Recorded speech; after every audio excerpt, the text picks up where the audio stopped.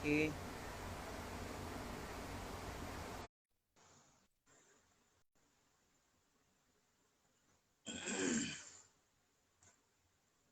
So we will just wait for Natalia to join in. Hi, Hello again. Hi, how are you doing? I'm doing good. How are you doing? I'm doing good as well. Okay. Yeah, did you manage to have It, your lunch? yes, I did. Yeah. No worries. Yeah, I did manage with the time. Okay, fantastic. And how was the online conference yesterday? Live conference went very well. Yeah, there was we. I think we presumed that it's gonna be shorter, but it extended a little bit, and few people joined. People had great questions. So overall, I was very happy with it. I Right. hope that it So helps some people. exactly. And actually, I've been following your work since some time. And what was fascinating is the way you correlate diet and brain, how it impacts our neurological system. Because neuroplasticity has always been my area of work and my interest. And Yeah. honestly, when I see experts who are into diet, I always see them talking about muscle strength, talking about, fitness, immunity, but no one really highlights about how it impacts our brain. How does it cause changes in the brain based on our diet? And especially when we deal with disabled community, the special need children and special need adults, I think diet is again not given so much of importance as a first line of rehab or a first line of something to be considered when we talk about other therapies as well. So I thought it would be fascinating, just to see your experience and your viewpoints if we can help out people here. So that was the whole idea, Yeah. and I thank you to accept my invite and come here for this live session. Yeah, I'm very happy to be here. I'm glad that you invited me and that you are also sharing the same passion that I have to brain health, and that you also notice the correlation between the diet and the brain health or neuroplasticity. Yeah, that's important topic, and not many people actually talk about it. I guess that it's not that trendy, that sexy. I don't know. Yeah. So, anyways, I have made some questions based on where Yeah. I felt it would help some parents, and some of the parents happen to, let me know their concerns. So, we'll go with a question and answer session. And if there are any online Yeah. questions which pop up, we will address that. So, my first question Okay. to Yeah. you, yeah. Perfect. So, my first question to you is, Natalia, is you have been promoting a lot about neuroplasticity and diet. So, how do you correlate it? What is your experience on that? Well, the science is quite clear that the nutrients that we are taking from our food, that they can impact our brain health, they can impact the neuroplasticity. So there are some substances in food that can trigger, for example, expression of the gene for BDNF, and BDNF is sort of like a fertilizer for new neurons. So if we are taking some substances with food, it can cause new neurons to be born. It can also protect new neurons because some food can have neuroprotective effect. And of course, some food can cause inflammation, and that can lead to neuroinflammation, and that can kill neurons. So the diet can be good for us, but also bad diet can impair neuroplasticity. Right. So, do you mean diet definitely plays a very important role?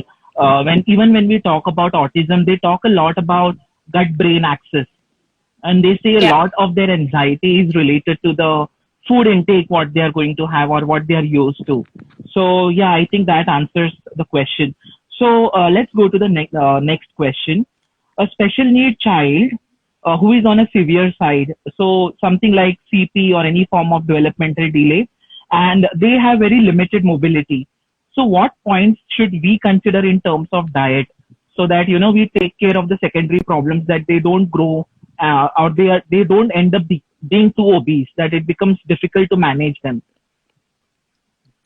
Well, unfortunately, I don't have any good answer to it because it all comes down to calories in and calories out. So if a child is on a chair or doesn't move around a lot, therefore we have to just adjust the caloric intake. And I know that it might sound a little bit harsh, that we have to limit the calories that the child is consuming, but that's it, because just obesity and more fat tissue comes from the fact that somebody is eating more calories. So the first thing which comes to my mind is just sort of like a portion control. But of course, we don't want a child to be on a restrictive diet, so we just should focus on the food that are low calorie, but they are nutrient dense, and they are also they have big volume. So instead of eating like high calorie and small foods and fast food, we should focus on whole foods that will just be very satiating. Right. So some people also recommend, to break down the meals into, they can increase the number of meals and shorten the quantity. So do you think that is advisable? It all depends of a person. Okay. I personally, I'm not a big fan of eating small meals few times a day. I prefer to eat bigger meals, and for example 2-3 times a day. We can also do some intermittent fasting, but probably not with their children. So with the children, it's a little bit different, and we have to adjust the diet to a person. If somebody likes to eat small meals, then we could adjust diet to have fewer meals, but smaller one. But some people, just like me, like to eat bigger volume. So I prefer to eat 2-3 meals a day, but big ones. So it all depends. The worst is to snack. It's good to stick to meals instead of, for example, all day snack. And children sometimes like to snack, so that would be something to limit. Okay, so thank you so much. So the third question is, how do you explain relation of stress and diet?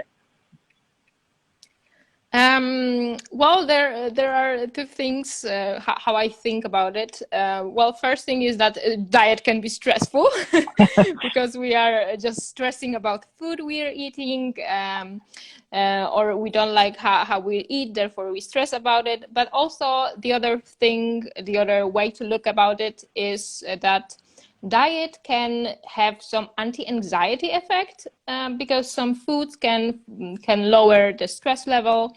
Some people may notice that when they are stressed, they will try to soothe themselves. They try to calm themselves with food, and it's called something like emotional eating. But also there are some substances in food that can lower our anxiety. So for example, I know that in asparagus there's some substances, and I think in China they use the asparagus extract because it has anti-anxiety effects. Or some medicinal mushrooms or just adaptogens, they can also lower your stress levels because they have this, they will balance your hormones inside your body. Also, studies show that people who, for example, have low levels of magnesium or low levels of zinc, they are usually more stressed, they have more anxiety. So if we would like to change our diet and make the diet a little bit more anti-anxiety, therefore we should eat more foods that are higher in zinc and magnesium. Okay. So could you also relate that overeating can be a side effect of some people who are in a state of anxiety or depression? Because we see a lot of children and adults with autism, they have a lot of craving for crunchy food items, so we have seen they don't stop, they don't know when to stop. And we take it as one of their behavior which helps them to calm their nervous system down. You know what? I see some question. Maybe we should answer that before it disappears. I don't know if you see that as well. I can see that, yeah. Yeah, so maybe I will read the question. So question is, many women at my previous work used to claim that it was hormones that was causing craving and weight gain. I don't agree. What's your expert opinion? So in my opinion, hormones definitely cause a lot of cravings.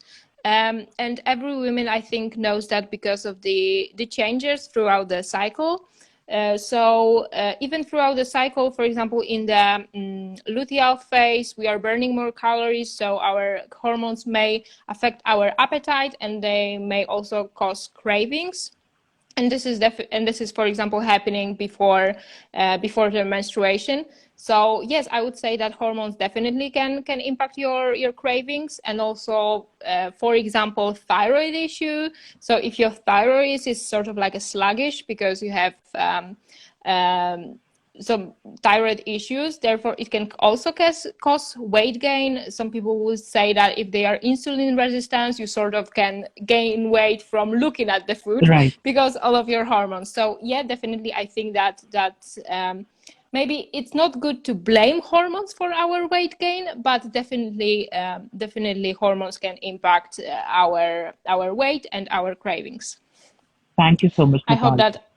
that it answers the question. Yeah. So coming back to the overeating, which can be a secondary side effect in cases of anxiety and depression. So do you think that could be one reason where they overeat, trying to calm their nervous system down? Because you said many of the food items can actually have an anti-anxiety effect. Well, actually, whatever we're eating, it's sort of like it brings pleasure. So whatever we're eating, even if the food itself doesn't have any anti-anxiety substance inside it, it still may calm us down, because just the act of eating, of taking a moment to eat, can already act on our on our HPA axis, on our stress Right. reaction, and that may calm us down a little bit. Okay. Okay. So let's go to the next question. So this is related to, again, a lot of children who undergo surgeries for their limb length correction, or who undergo surgeries for their muscle lengthening or bony correction. So they need to undergo very intensive therapy once they are off the plaster. So what form of diet would you recommend for them, which can accelerate their muscle building and rehabilitation? I think that that the most important thing is to just focus on a whole foods diet, because sometimes after for example surgery, we don't feel like eating anything healthy, so it's best to eat junk food. Right. But we should still try to focus on whole foods, and especially foods that are high in, for example, vitamin D, because it's good for your bones. But when we are eating vitamin D, we also need vitamin K2 and magnesium in order to vitamin K2 to be built into our bones. What also matters is, for example, calcium, right? Calcium you can find in chia seeds, in green leafy vegetables, in soy products. So calcium would be very important. And for healing injuries, definitely vitamin K2, because it helps with blood clotting. Also zinc, it is also very good for your immune system, but it also helps in recovery of muscles, Right. of any injuries. And maybe some bone broth, because it contains a lot of collagen. So after such, I don't know, surgeries, we may need a little bit more collagen. You can, if you don't want to drink or make bone broth, you can always just supplement with collagen, Right. if that's okay for a person. Yeah, so I would say that those things are important. Okay. And how do we, how do we know what is overeating in that terms? Like, it shouldn't be that the components of each, what you mentioned, should be on a higher side. Or is there any proportion we should look at?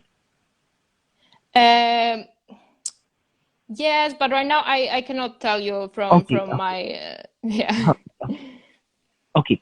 So, children who have difficulty in sleeping, so what form of diet modification would help them?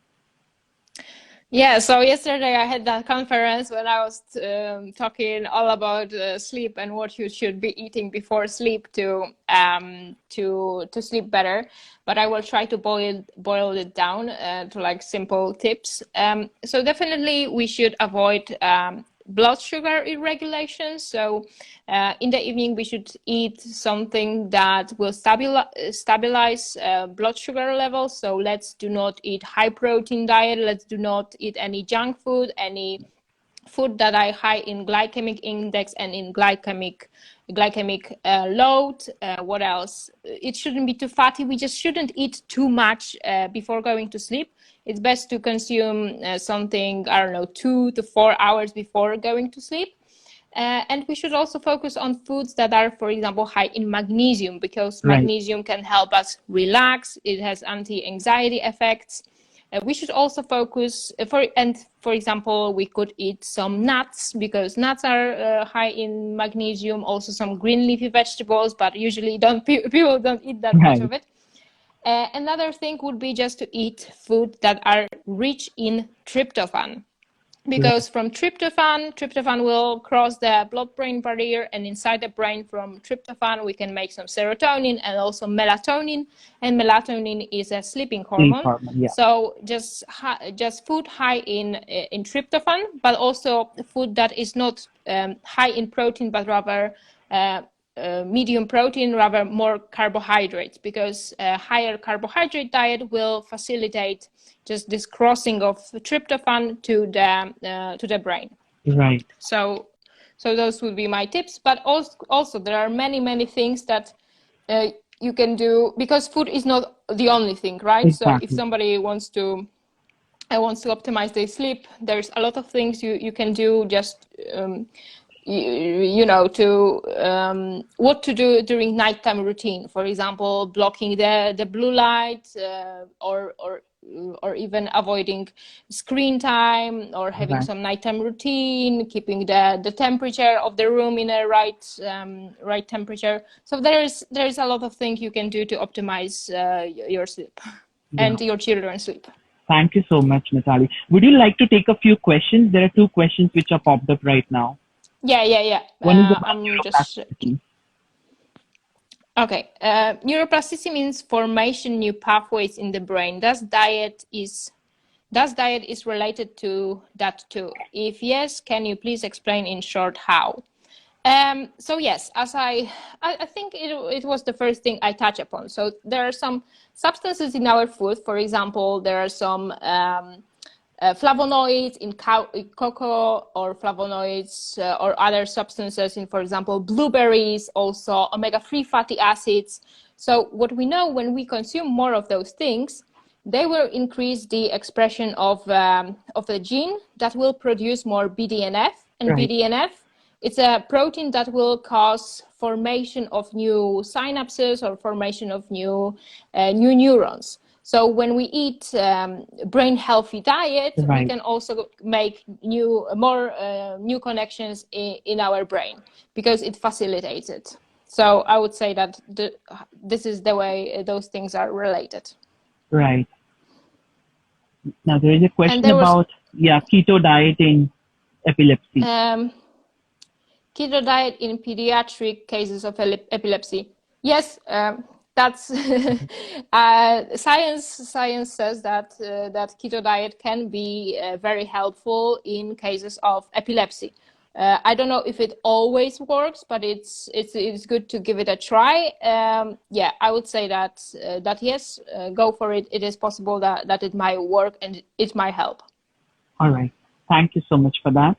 So Natalia, when we deal with special need children, many of the children face problems with attention. So they have very poor attention span, or even joint attention. So it really impacts their ongoing, life skills and their academics. So is there anything diet-wise we can look at to improve specifically or work on attention span? Well, that's a tricky question, because I don't think that there's anything that any food that is considered to be good for better attention. However, we know that overall diet can, of course, impact it. So again, just avoiding junk food, again, avoiding any cookies, sweets, everything that causes blood sugar irregulation, because that can make us jittery, then we can be very sleepy. So that definitely. We can also experiment with some kind of foods. For example, blueberries would be good choice. Also nuts. I think that there were some studies on people showing that eating nuts can actually change your brain waves and make you to focus more.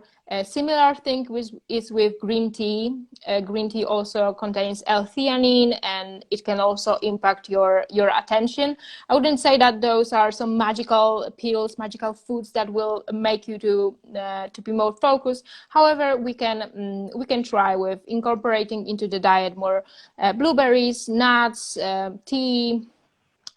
Yeah, those kind of things, and just avoiding things that are not good for us, that will cause the blood sugar irregularities. Right.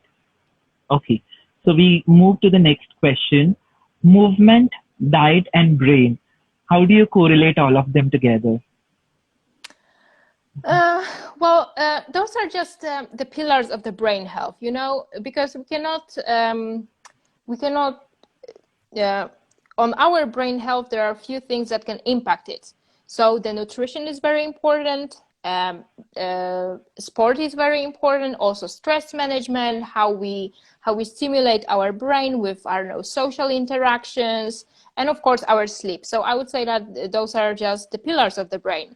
So even if you would be on the healthiest diet on earth, but if you are not moving your body, I think that you're still not healthy person. You need to optimize all of those things, because then it will help you to optimize also your broad brain health. Because focusing on just one pillar of the brain health is not enough. It's better to do something in each area, and that will help us more than just focusing on one area. I agree to that.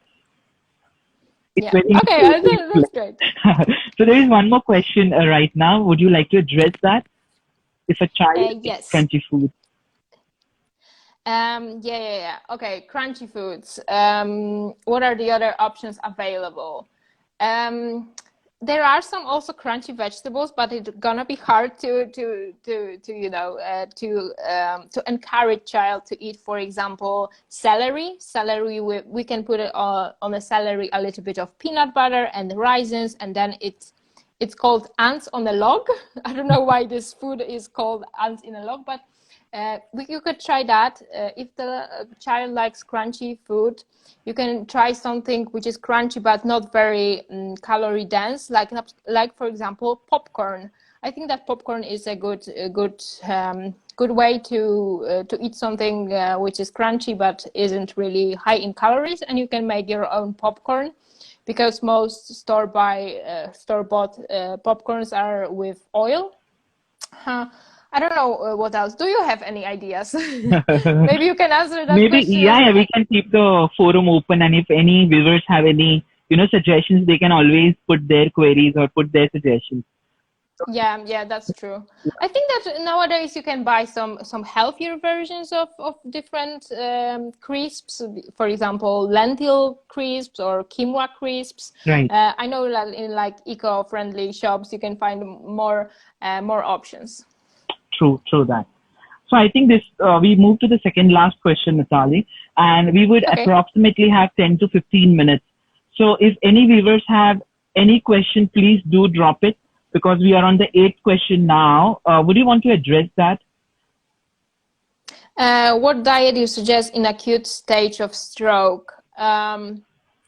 Yeah, I'm not sure. I wouldn't give any advice right now, because there's not. I'm not sure. So I would prefer not to say anything about that. All right. Okay. So in children with low tone who are falling into category of hypotonia or general hypotonia, so would you recommend any diet for them to build upon their tone and strength and improve their proprioception? Well, definitely each case should be personalized. So everybody should work with the dietitian and talk about it specifically, because I guess that each case is a little bit different. Because each child can have trouble with, for example, swallowing. The other child may have problem with the constipation. So there are some tricks we can do about that. Yeah, for the constipation, it's just eat a little bit more fiber. I think that diet is important because I think that in those kind of children, there is also a problem with the absorption of nutrients. Right. So the diet definitely should be nutrient dense. However, I think that the most important thing to consider would be just supplementation, how we can increase the energy that the muscles have. There's energy available, but the muscle is capable of taking that energy from food. So maybe a person should consider supplementation with the L-carnitine or coenzyme Q10, maybe some vitamins like vitamin E. So yeah, so each case should be considered individually. However, I think in this case with the children with low muscle tone, probably the supplementation will be also necessary. Right. So would you like to take few questions which have popped up? Yeah. Okay, I see the question, which foods are rich in tryptophan? Which foods? Yes, for example, some nuts like almonds, what else? Bananas, turkey. So it would be best, also oatmeal. So it would be best if you would just Google it. I guess that you're gonna have just more options. I do remember those, like bananas, oatmeal, what else? Maybe some other fruits. Yeah, those are the ones that I remember. Yeah. Another one. Does any kind of food helps improve the conditions of hypotonia and poor balance problem? Again, it just good balanced diet. I know I'm a nutritionist, but I cannot say that that diet can improve everything. Diet is important. It's just good to focus on whole foods and on foods that are nutrient dense, and see what's gonna happen. I cannot assure that every time in each person the diet will change a lot. We don't know that, and definitely there are no studies which I could refer you to, because usually people don't do studies on food alone. So there's not much I could back up my claims with. Yeah. Okay, another question I see. Which food must be avoided for children with epilepsy? So again, it depends. If you are keeping your child on a ketogenic diet, that's the main thing. If the child is on ketogenic diet, therefore you probably know that you have to avoid high carb foods. But in general, I'm not sure. Maybe there are some foods like MSG, like avoiding foods with MSG. Some children, I don't know, may react to thiamine in food. I think it all depends of a person. It's like with the migraines, a little bit like with the migraines. Like for one person, something will work. For the other one, it will trigger migraines. So with epilepsy, it's also hard to answer that question. However, we know that diet can impact this, because it can impact the neurotransmitters. Right. I see another question. Is consuming milk with a good option before, but I don't know it's Pediasure. But anyways, many dentists, they don't recommend milk before going to bed. So I think we can just consider that. Or what's your opinion on that? Well, a long time ago, I saw some information that milk can help with falling asleep, but that it wasn't ever proven. So no, I wouldn't say that it's a good idea. Many people also have problem with digesting milk because it contains casein and lactose. So for milk, I would say rather not. Right. Okay. So I move to the last question. How do we maintain our agility as we grow? I think I'm gonna have to come back to the thing which I already said about the pillars of the brain health. So we just have to focus on that. So focus on a good nutrition. We definitely know that it can help us to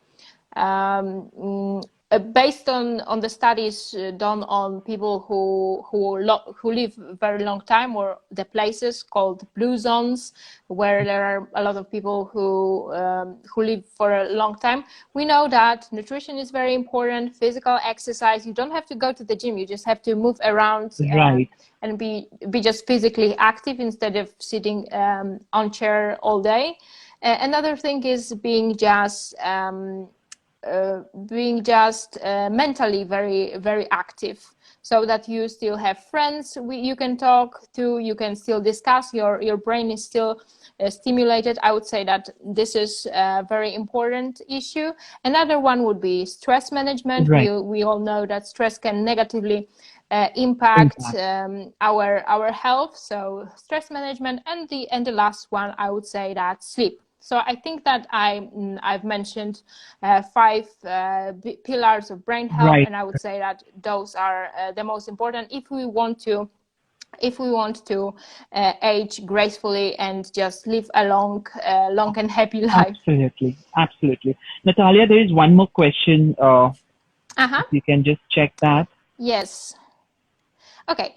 For my child, I noticed that dried fruits like almonds and dates trigger epilepsy. I don't know.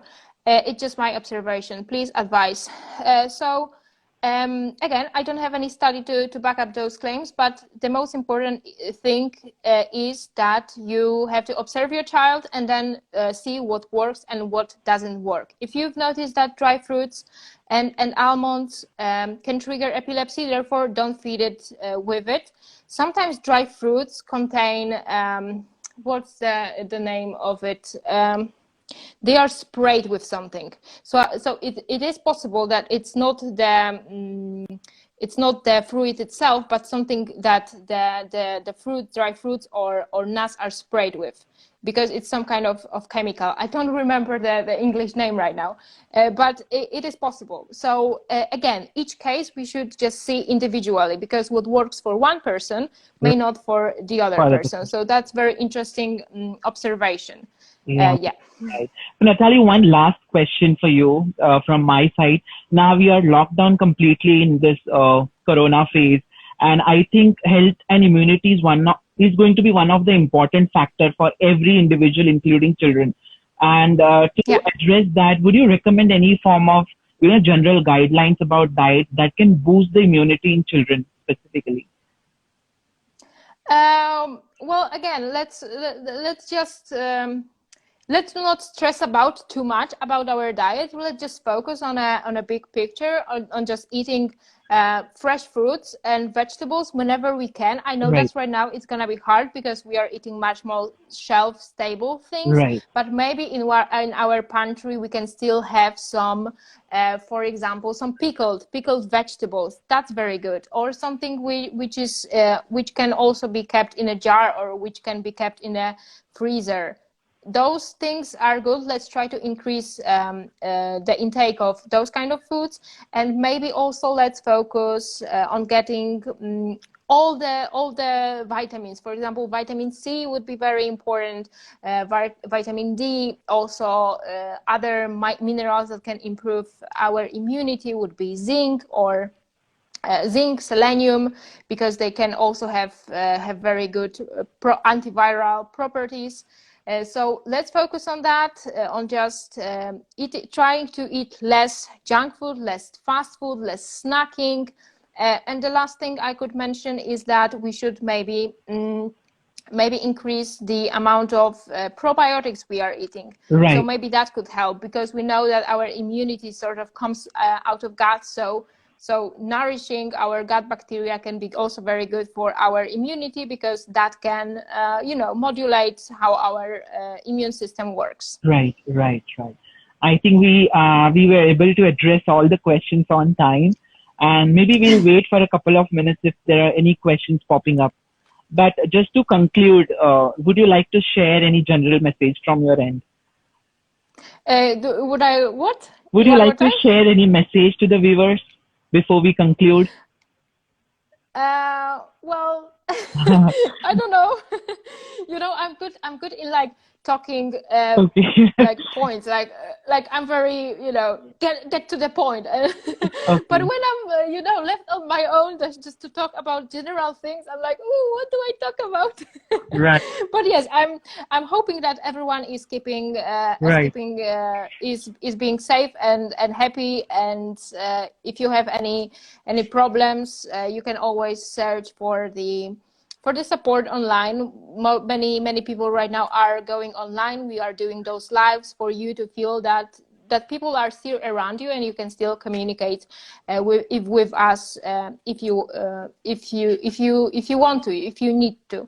So I would say that right now we have Eastern time, so so it's very important to just connect with other people whenever we have opportunity. Right. Natalie, would you like to take a few questions? Yes, I'm just trying to. Okay, so I see two. Would you elaborate on your experience with ketogenic diet? I don't know if you are asking about my own experience. So I was on a ketogenic diet for maybe a month just to check it, but I know that fats are not working for me. I know that they are working for some people, so I am fine with other people experimenting with the ketogenic diet. But let's please keep in mind that I'm on a plant-based diet, and Right. when I did my ketogenic diet, I did it on a plant, on like a vegan version of ketogenic diet, which doesn't have really much sense Right. because the amount of omega-6 fatty acids can really kill you. I mean, not literally, but there is just too much omega-6 fatty acids on those diets. So yeah, I totally understand the trend. I know that ketogenic diet can be helpful. I know that there are some clinical studies about treating glioblastoma with ketogenic diet, or with epilepsy. The ketogenic diet can work. But however, I don't see. I don't think that it's the best diet, and we don't have an evidence about Right. that. Also, we don't have studies that were done on a long time. Usually the studies are done on a very short period of time, so we don't know what would happen if somebody is on a ketogenic diet for a long time. However, we've got the epidemiological studies on, for example, Mediterranean diet. So it's better to focus on those kind of diets. Right. And the gut-brain axis, your experience. I think it's too broad of a topic to talk about. I was really fascinated at some point of my life about the gut-brain axis, and I think that it's a wonderful area of research. And I'm still like to read articles about that. I hope that that people. That the information about how our gut can impact our brain health will be soon widely known, because yes, what is happening in our gut can even impact our mental health. So I think that this area of research is just it's just worth watching it, because it's fascinating. Right. Okay. I think we are done with all the questions which I had and which popped up here from the audience.